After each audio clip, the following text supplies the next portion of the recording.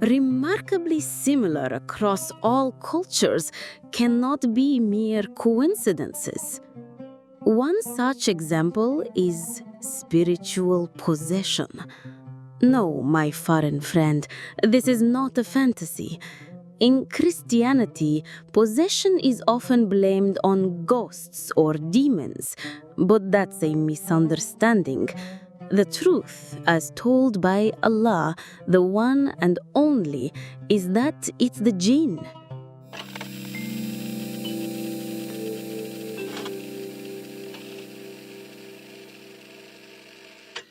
Jinn were created before humans. They are beings of energy. They can see us, but we cannot see them. Just like us, some are good, some are evil. As for ghosts, there is no such thing. A spirit, once separated from the body, returns to its creator. Demons? Their main task is whispering evil into the hearts of humans, leading them astray. They act under the command of Iblis, Satan. Let's return to the topic of the jinn. They come in different types and tribes. Some can fly, some are made of fire, some live in oceans, others dwell in mountains, forests, caves, or even wells. Believe it or not, they speak the language of the country they reside in. A Jewish jinn can possess an Arab human and vice versa. If you need further proof, just look at the American exorcism films. They're not entirely fiction. Whether it's a Christian priest or a Muslim faqih, the common weapon is the word of God, spoken from the sacred books. When these divine words are recited over the possessed person or into water to be sprinkled over them, the jinn begins to suffer. The reasons for possession are many, and as someone who's lived in Morocco, I've personally seen more than enough cases. Some happen accidentally. A person may harm a jinn without meaning to, like pouring hot water into a toilet at night without saying Bismillah, or killing an animal that could be a jinn in disguise, such as snakes, dogs, cats, goats, frogs, or hedgehogs.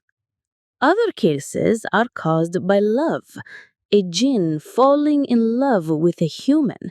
This often happens when a person is emotionally vulnerable, like crying late at night, while spiritually weak. But possession doesn't always look like what you see in horror movies. The jinn feeds off your energy, leaving you exhausted, disconnected, unmotivated. You stop liking people, can't focus, and begin to feel trapped inside your own body. You hear a voice, especially when you plan to get married. This is the jinn known as the lover. If you hurt a jinn unknowingly, they may slap you so hard that it paralyzes part of your body, or worse, drive you insane, send you walking for days without awareness, or in extreme cases, cause death. And sometimes they don't just affect you, they torment your children and your children's children. I'm not sharing superstition here. These are real events I've witnessed and heard about in Morocco. This is where the role of a faqih comes in, a religious healer who expels jinn using verses from the Quran, much like how a Christian priest would use the Bible during an exorcism. But not all jinn are easy to cast out. Some are too strong, often kings or marid jinn, a class of rebellious spirits. And here comes the jinn court, ruled by none other than Shamhurish, a known jinn king famous for his justice. If the jinn is the oppressor, he is punished. If the human is at fault, they must perform certain rituals once or twice a year for the jinn. Shamhurish's shrine lies in the Atlas Mountains near the village of Asni, just south of Marrakesh. Thousands travel there seeking spiritual healing. There are many kings and queens among the jinn. Each has their own rituals, sacrificing a black goat or chicken, burning incense, chanting Gnawa music. In these rituals, people drink boiling water, eat glass, walk on fire, or stab themselves with blades without feeling pain. I swear to you, I've seen this with my own eyes. But that's another story for another time. Let me know in the comments if you'd like to hear more about these dark rituals. Now, let me tell you a true story, one that I lived, and I swear to you, I have added nothing and removed nothing. In 2015, I was visiting my father's village, about 200 kilometers from Marrakesh, deep in the Atlas Mountains, in a place called Talouet. I've always been fascinated by the supernatural. I used to explore abandoned places rumored to be haunted by jinn, always at 2 a.m., though I couldn't do that now. But for several days, I saw and heard nothing. People say jinn often appear in the form of animals or even half-human creatures, and you can't see their true energetic form unless they want you to, or if your spiritual energy is weaker than theirs. After 4 days, my aunt came to the village with her 2 sons. I still remember how excited I was when they brought a PlayStation 3, because in that isolated village, surrounded by mountains and cemeteries, there was absolutely nothing else to do. But not long after they arrived, my aunt suddenly collapsed to the ground, began kicking, and spoke in a deep male voice. I was stunned, my emotions a mix of fear, curiosity, and excitement. I had always wanted to witness something like this. My uncle rushed to me and said, "Quick, bring the faqih from the mosque." It was around 11 p.m. during the summer. I brought the faqih and he asked me and my cousin to hold her legs down tightly while he and my uncle held her arms. I swear, her strength at that moment was equal to 3 grown men. The faqih began reciting from the Quran, and the jinn began screaming and laughing at the same time. Then he started speaking in the faqih's own voice, mocking him, and said, "Do you know who I am? Even experienced faqihs couldn't remove me, and you just started your journey. You think you can?"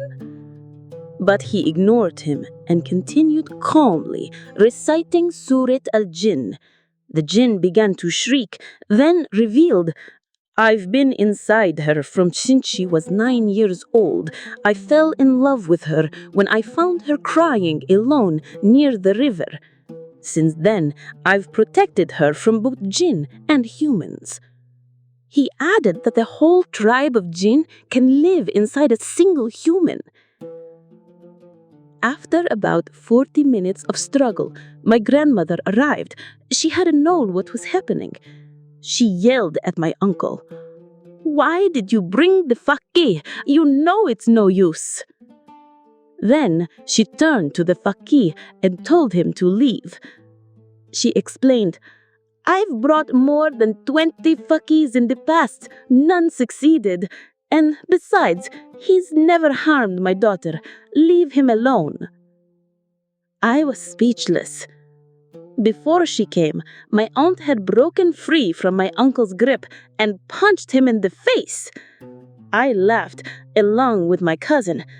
But then my aunt looked at us, eyes burning with rage, and said, "Everyone who laughed at my pain, I will visit you at 3 a.m.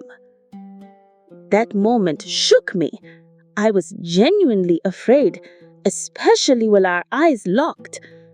After the fakir left, I asked him, "Will he really come at 3 a.m.?" He laughed and replied, "Don't worry, jinn lie the most when they're tortured by the words of God." Still, I couldn't sleep. I stayed up, watching the clock tick, listening to One Direction in the dark, while my cousin slept like a baby. When 3 a.m. came and nothing happened, I relaxed. I got up to drink water. When I took the first sip from my glass, my aunt appeared behind me, carrying a small bucket of water for ablution. I froze, heart racing, expecting the jinn voice again. But she smiled and asked, "Still awake? Did you get up for prayer?" I nodded. She replied, "Good boy." And at that moment, I finally breathed in relief. I had truly expected to hear that deep voice again. In conclusion, dear friends, jinn exist in every part of the world. They outnumber us. They see us, but we cannot see them. If your spiritual energy is lower than theirs, they can possess you, feed off your energy, and trap you in your own body. They won't let you speak freely, think clearly, or even interact with others normally. If you harm them accidentally, the lucky ones get away with a slap and days of paralysis. The unlucky ones lose their minds or their lives. Or worse, their children suffer in their place. The unseen world is real, and it's far bigger than the material one we live in. Just because we can see or explain something doesn't mean it doesn't exist. Whether you are Muslim, Christian, Jewish, Hindu, or even an atheist, no one is safe from them. I've heard and seen countless stories in Morocco, and many of them match tales from the West. That made me believe even more. I live in a place known for its connection to jinn, mystics, and spiritual healers. So, if you love stories like this and want to know more, let me know in the comments. Subscribe to my channel and hit the bell so I feel encouraged to keep going. Because this story, I am writing it during my 9-hour shift for very little pay. But if this channel allows me to leave this job one day and do what I love, I will be one of the happiest people on earth. I will dedicate my time to filming haunted locations in Morocco, then all across Africa. So please, support me, my friends. From the bottom of my heart, thank you.